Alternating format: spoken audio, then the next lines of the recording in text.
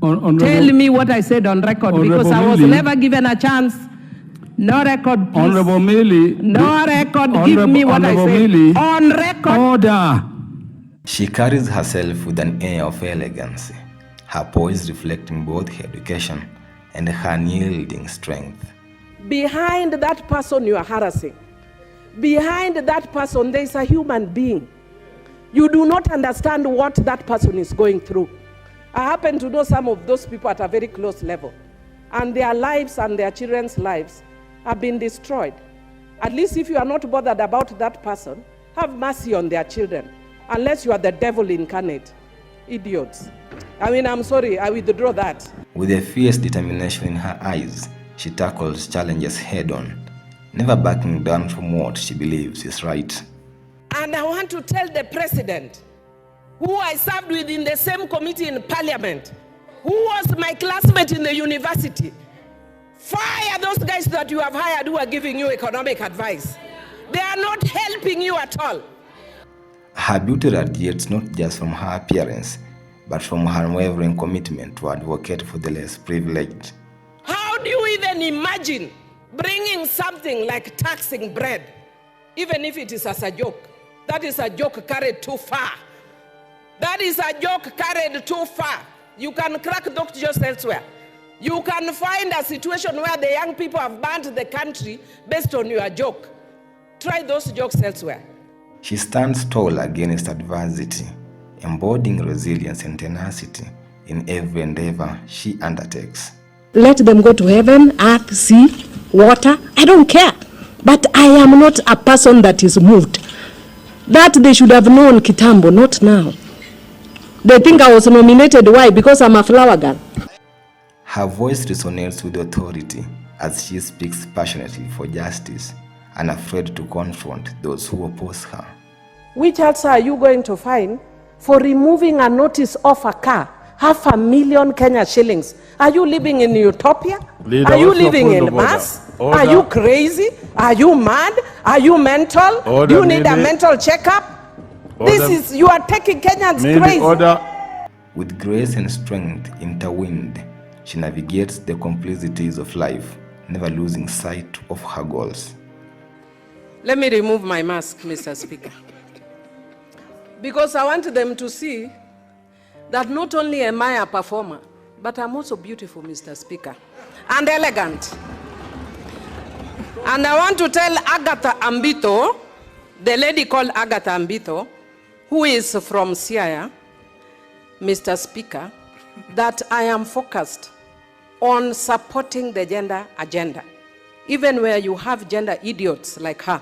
She is a beacon of hope for others, tirelessly working to uplift those who have been marginalized and silenced. Because Kenyans are suffering.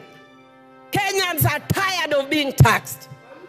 And if we cannot listen to the Kenyans who are tired of being taxed, we have no business being in this house. We must listen to the Kenyans. Her harshness is a testament to her convictions. She does not waver when it comes to standing up for what she believes in. Order, you leader. cannot inform me without my permission. Order, I'm sorry. Order, leader. You cannot inform me without my permission. Honorable Millie, order. Mr. Speaker, I've said it before this house before. I'm very fairly informed. I don't need Honorable Nchungwa to inform me. Through hard work and determination, she carves out a path for herself and inspires others to do the same, proving that persistence pays off. Mr. Speaker, if they are good girls, they'll never get corner office. Be as bad as Millie odhiambo, you will be the mother of this house. I am a bad girl, and as a bad girl, I'm here serving my 4th term. So do not be cheated like the African culture, where you are told have decorum, dress nicely, be kind, be nice. I'm telling you, you will go nowhere. Be a bad girl like me and you'll get somewhere. When Mr. Harrison Odhiambo and Mrs. Damaris Auma Odhiambo were blessed with their 4th child out of their 8 children, they didn't know that she will become famous and influential not only in Kenya, but also in the entire world. Welcome to the Bad Girl documentary, where I will highlight for you Honorable Millie Odhiambo's birth, education, career, and marriage. My name is Jacob Okello.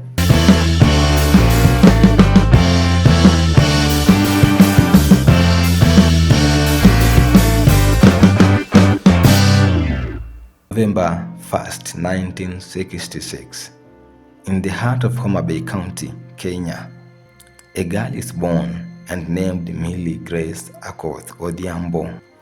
Her presence seems to radiate warmth and joy. With her rich, deep brown skin that glows under the sun, she embodies the beauty of her heritage. Her hair, a cascade of tight curls, frames her round face, accenting her sparkling dark eyes that twinkle with curiosity and kindness. Millie's smile is her most captivating feature. It is infectious and bright, capable of lighting up even the cloudiest days. When she laughs, it is as if the world around her pauses for a moment, drawn into her joy. Millie has earned other names like Geza Geza. Thank you, Mr. Speaker. But other than that, I am yours truly, Honorable Millie Odhiambo, aka Geza Geza. Now you've added another name to yourself, which is unofficial. Geza Geza means the finest of the finest in Suba. Yeah, Geza is a Suba word for fine. So when you say Geza Geza is the finest. So it's Geza Geza. Yes, it's Geza Geza. And the bad girl following her advice to the girls. Mr. Speaker, if they are good girls, they'll never get corner office. Be as bad as Millie Odhiambo, you will be the mother of this house. I am a bad girl, and as a bad girl, I'm here serving my 4th term. So do not be cheated like the African culture where you are told have decorum, dress nicely, be kind, be nice. I'm telling you, you will go nowhere. Be a bad girl like me and you'll get somewhere. Millie Odhiambo was born to Harrison Odhiambo and Damaris Odhiambo. She is the 4th of 8 children. Hi, I am Millie Odhiambo Mabona, Member of Parliament, Suba North, previously called Mbita constituency. Born and raised in Homa Bay town, a small, dusty, but very powerful town. I say very powerful town because it is the same town that has produced giants in this country. It has produced the late General Ogola. It produced the current CS for education. It produced the retired Justice Bosire and myself, amongst others. Her father, Harrison Odhiambo, died in 1973 in a boating accident, just 2 days after Millie Odhiambo celebrated her birthday, leaving her mother, Mrs. Damaris Odhiambo, a widow with the heavy responsibilities of raising 8 children, a moment that Millie says helped her spur her interest in politics. Mr. Harrison Odhiambo was a low-level politician, while Mrs. Damaris was engaged in social work, which Millie Odhiambo says helped her awaken her interest in politics and social issues. So I became an amalgam of my mother and my father. That on the one hand I'm a politician, and the other hand I'm a social justice adherent, focused about protecting and furthering the rights of women, children, young persons and persons with disabilities. So what my mother did all her life. I was born to a father who was a politician, an elected politician. He was a member of the regional assembly, which is a kind of a mix between Senate and the MCS now. Okay. Slightly Slightly bigger than MCA, but smaller than the Senate. And then he was vying for a member of Parliament in the same seat when he died 2 days after my birthday. Okay. And so I'm a chief of his old block from the political angle, but I'm also a chief of my mother's block. My mother was a social worker, trained nurse, but practiced as a social worker in state. And through her work, she did a lot of support for communities, helping poor people. Those days there was no feeder, there was no cradle, there were no organizations working around children and women's issues.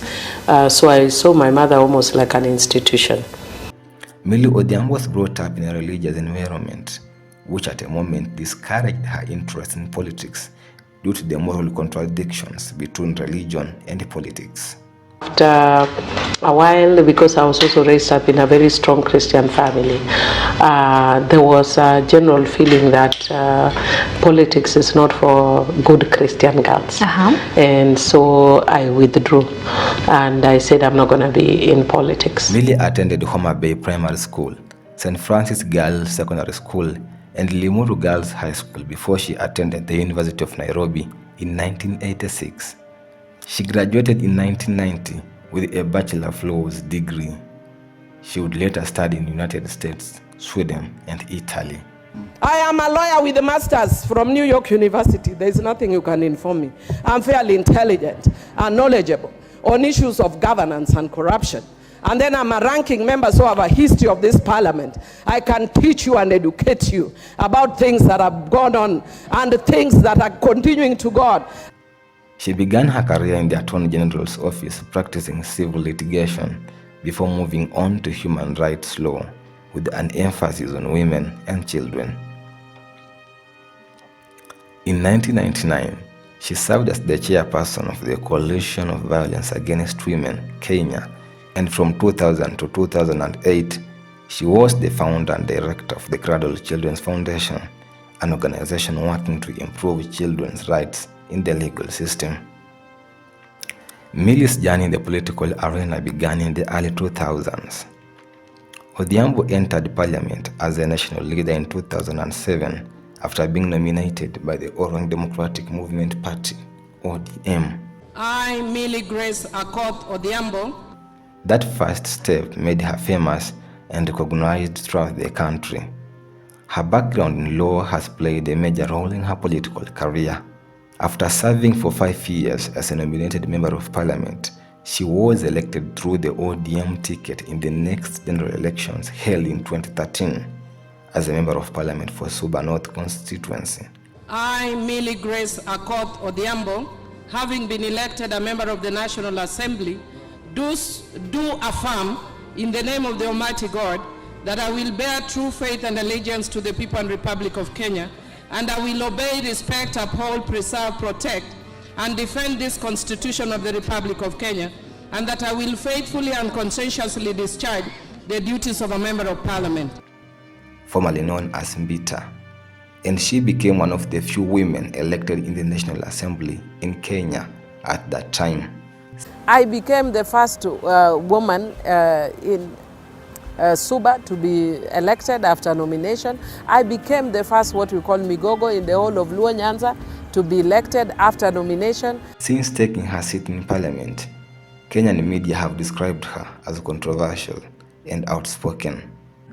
I want to replace it with the words that is not entirely truthful. Just withdraw it. It cannot be used in reference to any member. No, I've just said it's not entirely truthful. That's very close. I want the word, and I've directed Honorable Millie, that the word delusional as applied in reference to a member of the House be withdrawn by you. Chair, just withdraw it. It does not hurt. Just withdraw it. Chair, it hurts, but I will withdraw. It hurts thoroughly because I believe it is, but I withdraw. It hurts. Thank you for withdrawing. Millie Odhiambo is one of the most loyal politicians to the ODM party, and their love for Raila Odinga, party leader, is immeasurable. Don't joke with that man. Honorable Raila Amolo Odinga has done well for this country. Even yourself, Owen Baya, you got your position vis-a-vis Honorable Raila Amolo Odinga. And that is why sometimes you still wear blue, because in your heart you know you are very Azimio. It is just that because you know that this side is eating so much, you are also hoping that you can go and eat.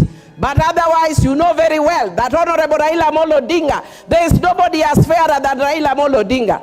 And I can tell you, her position in parliament has greatly contributed to her efforts to bring about and fight for change in society. we have a lot of young people who are now gone into crime, people with the degrees and masters, and they are no jobs. So they've gone into crime. We have a lot of young people who have gotten into drug addiction because there are no jobs. And that is why I'm saying that the government must put its act together. We must find a way of realistically having job creation. And I know that the simpler way is to say let's tax people and create jobs. No, I think there are too many avenues for corruption.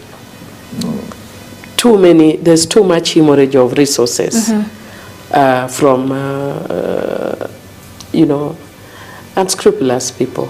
And for me, I think what we need to do is have political goodwill right at the presidency, right at the top.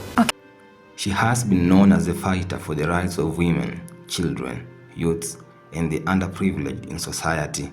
We have a Married Women Properties Act that was enacted when I'm in Parliament. And so we have changed the framework of laws that are more progressive.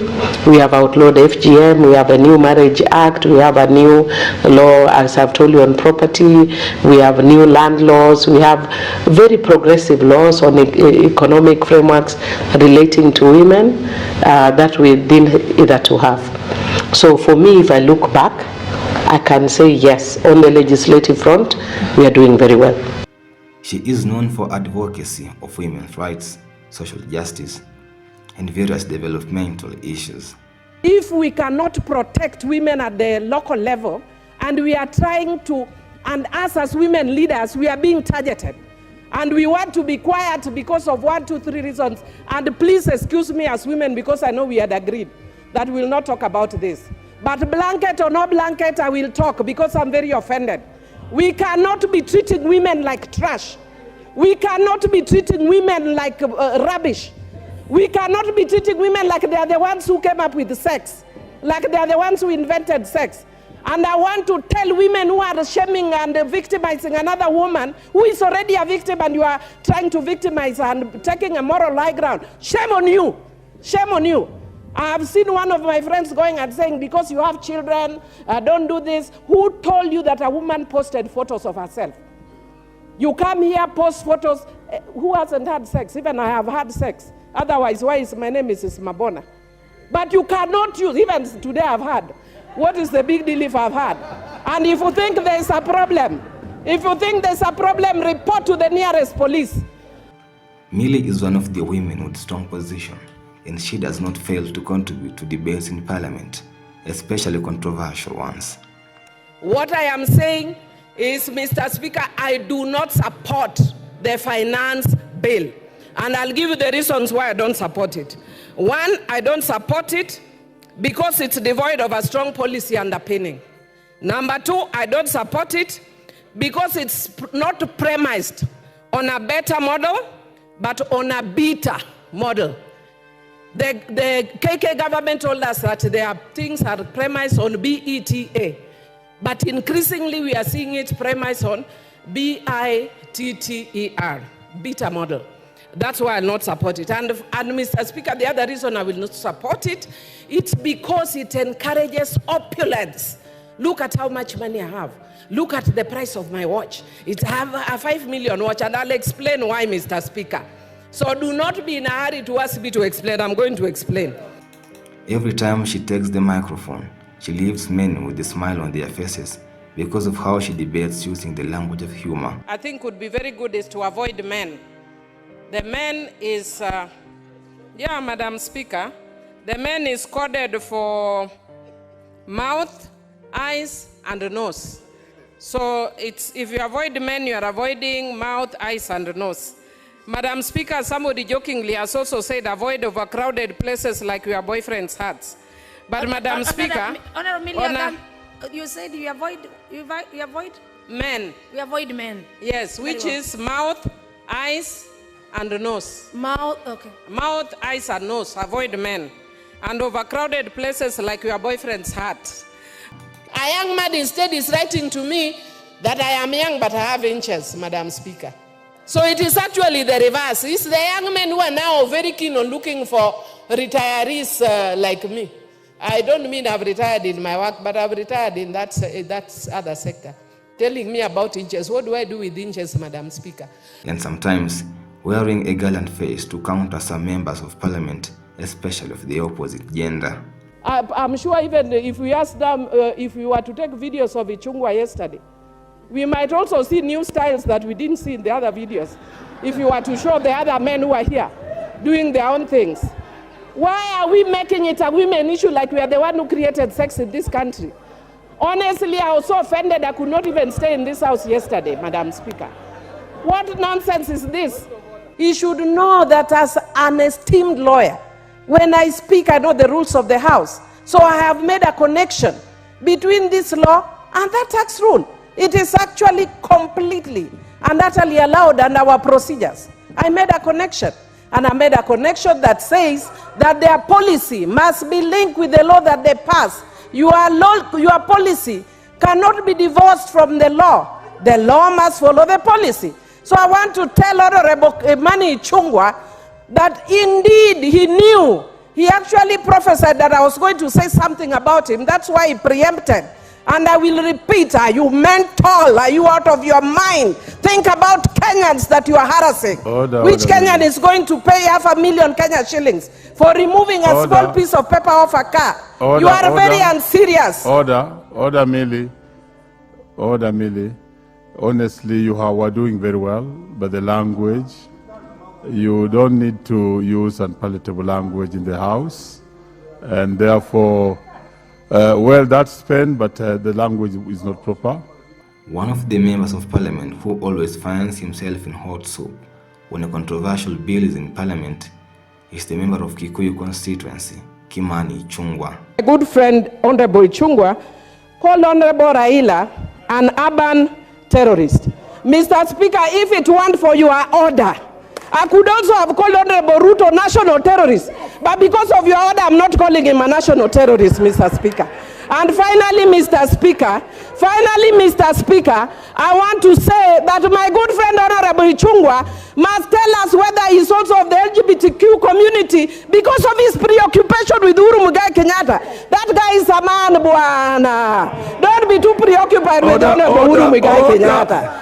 I'm a woman, bwana. Hey, ni kitu gani wewe? Honorable Millie Odhiambo. Honorable Millie Odhiambo. Order. More than once, she has found herself in hot soup and even been thrown out of parliament. She is among the most loyal MPs of the ODM party, led by their leader, Raila Odinga. Wacha nimwambie huyu mama hivi, alijuaje baba hajatahiriwa? Aache kuonja watu mpaka wazee, atafuta na rika yake.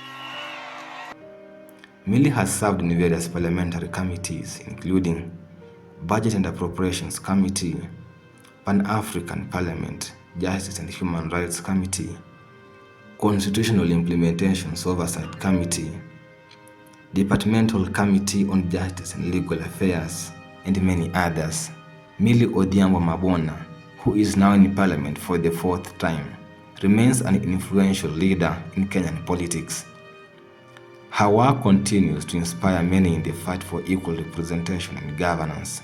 I see Shakira, I'm like, yeah, I'm seeing Millie there. When I'm seeing these young feisty girls, the one who was telling Baba, step aside, I'm like, yeah, Millie Odhiambos are here. I'm good. I'm happy. Even if I were to retire now, I'd be happy. Okay. I'm not saying I'm retiring, but even if I were, I'd be happy because I can see a lot of young people with potential. What I just want to encourage them is to learn to merge idealism with life, realism.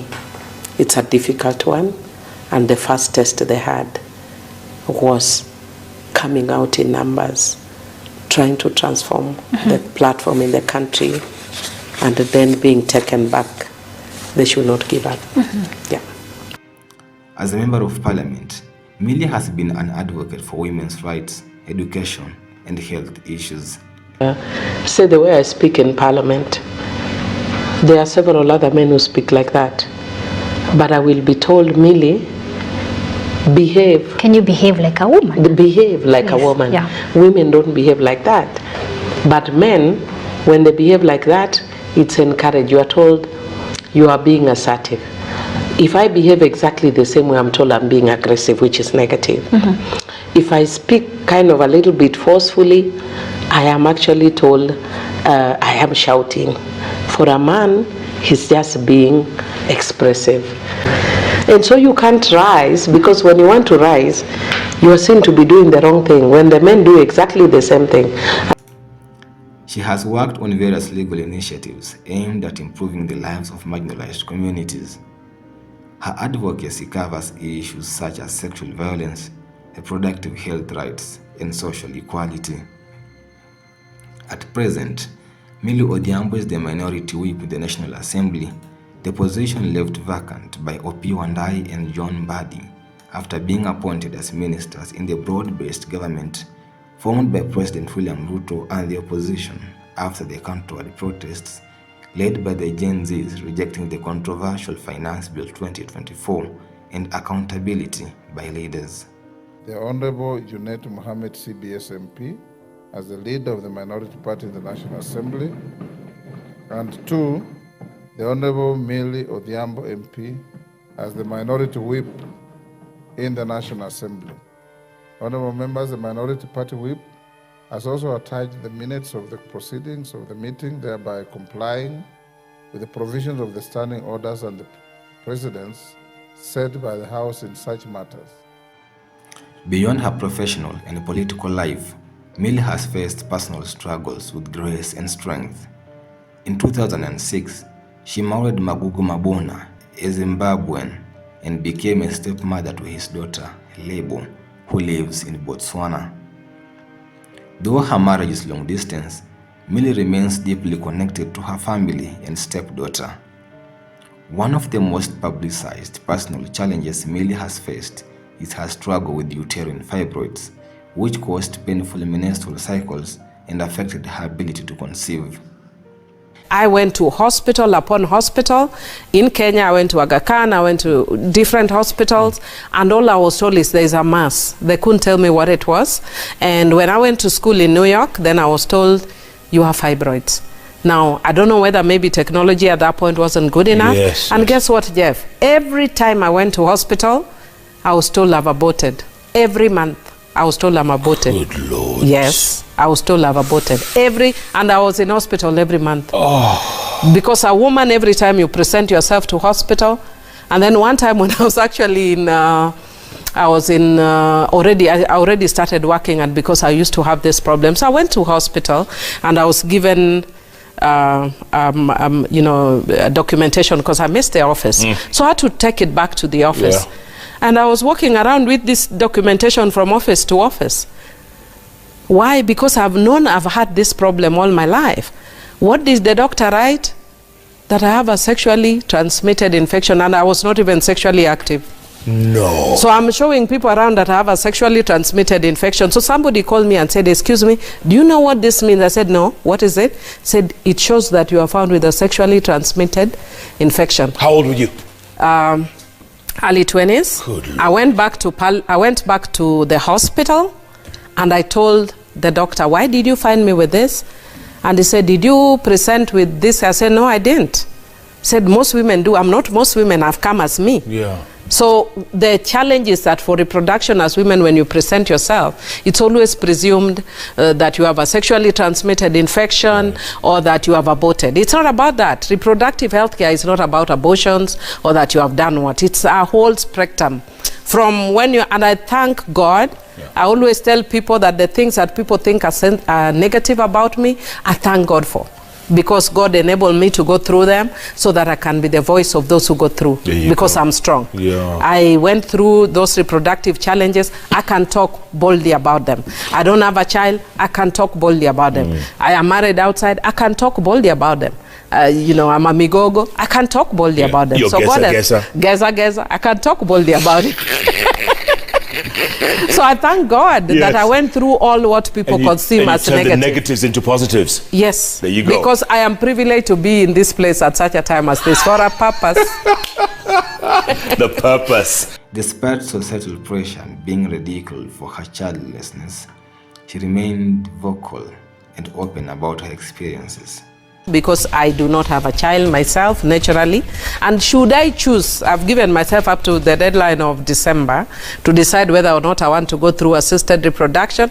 If December comes and I've not decided, I'll let it pass, Jeff. Fortunately for me, God made me in a very wonderful way. I feel complete with or without a child. I've raised many, many children and have never at one point ever considered myself any less because I don't have a child. But because I have seen the tears of women, I've never, Jeff, in my life cried that I don't have a child. Right. But I was shocked that actually women cry that they don't have children. They do.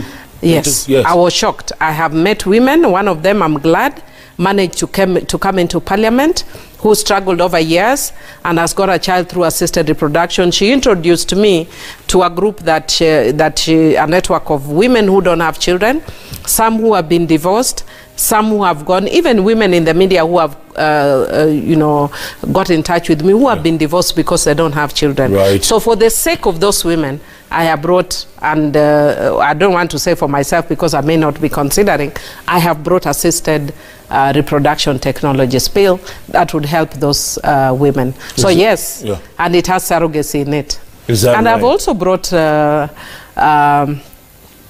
reproductive health care bill that also talks about some of those issues. Yeah. I know that whenever we talk about reproductive health care, people always think of abortion. It's Correct. not about abortion. Yeah. Jeff, if I told you my story about reproductive health care, you would be astounded. So some of it is also very personal to me, that when I was younger and I'd have my menses, I was always admitted in hospital every single month. Because of what? Blood loss or migraines or? I would have severe cramps. Yeah. I would have blood loss.